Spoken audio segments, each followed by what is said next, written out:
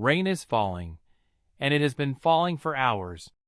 Everything around you is wet. The wood, the ground, your own skin. And yet, somehow, a small flame is still burning under a makeshift shelter nearby. No lighter. No waterproof matches.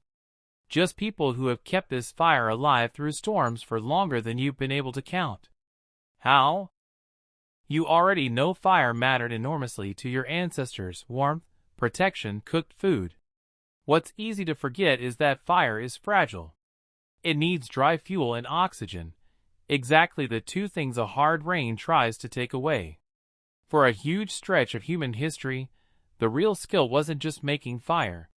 It was keeping one alive through conditions actively trying to kill it, and the methods people developed to do that are stranger and more inventive than you'd expect. Start with a place where this problem became so severe that an entire culture built itself around solving it: Tasmania. Archaeologist Rhys Jones spent years studying the deep history of Tasmanian Aboriginal people and made a striking discovery.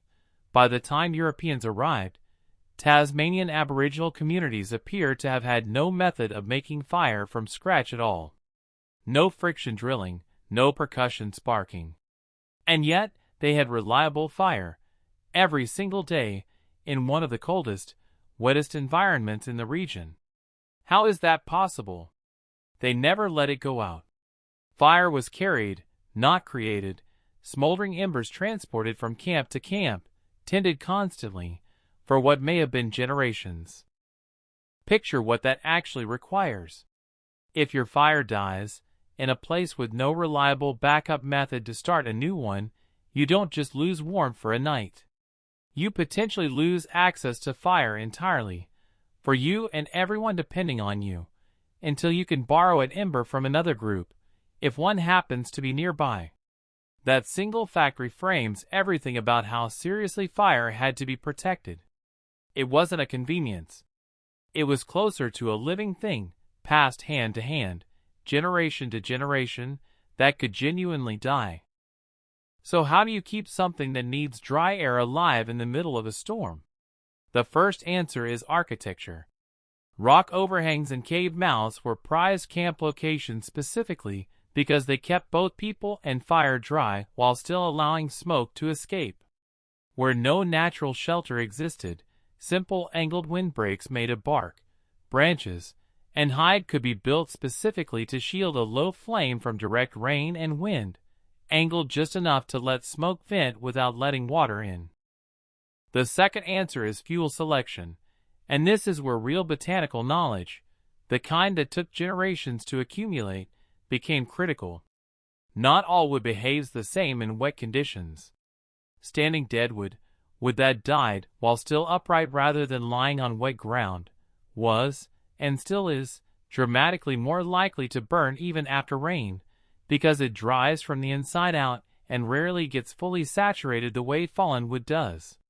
Certain trees offered something even better: fatwood, dense, resin-soaked hardwood found in old pine stumps and knots, so saturated with flammable resin that it can be lit even when soaking wet, and will burn hot enough to dry out everything around it. In birch forests, people peel the outer bark for a different reason entirely. Birch bark contains natural oils that make it water-resistant and reliably flammable even after a downpour, which is why birch bark torches and tinder appear independently across cultures from Scandinavia to Siberia to North America.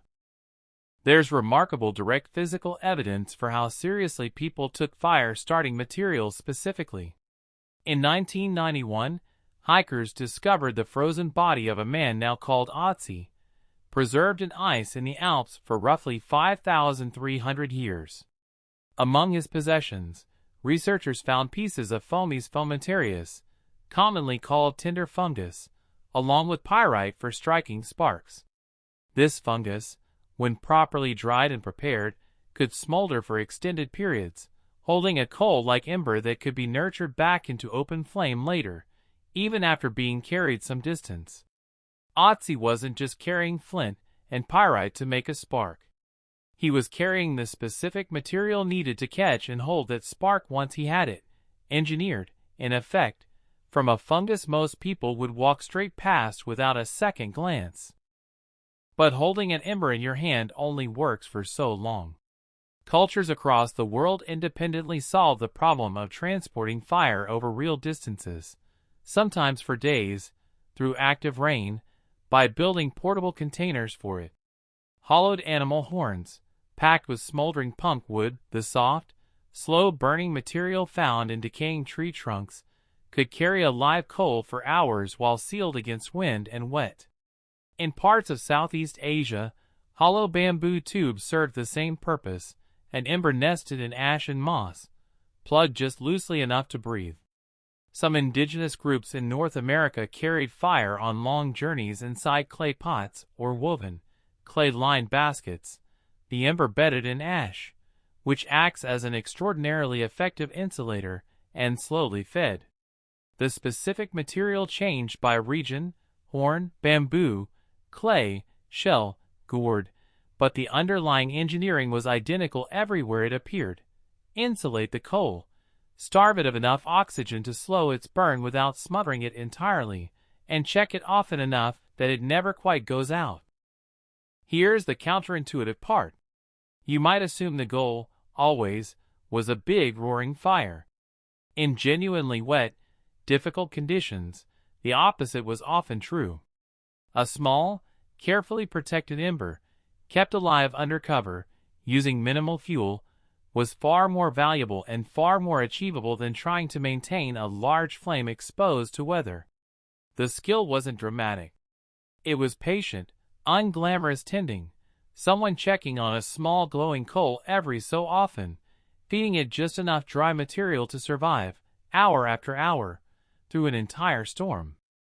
This reframes what keeping the fire going actually meant for most of human history. It wasn't one triumphant moment of striking a spark in a downpour. It was hundreds of small, quiet decisions made over years, which wood to gather before the rain started, where to store dry tinder, which hollow horn or clay pot was set aside specifically for carrying embers on the next journey, who checked the coals overnight, how to rebuild a windbreak after a gust tore it apart. The technology mattered. The vigilance mattered more. Now think about the modern version of this same instinct.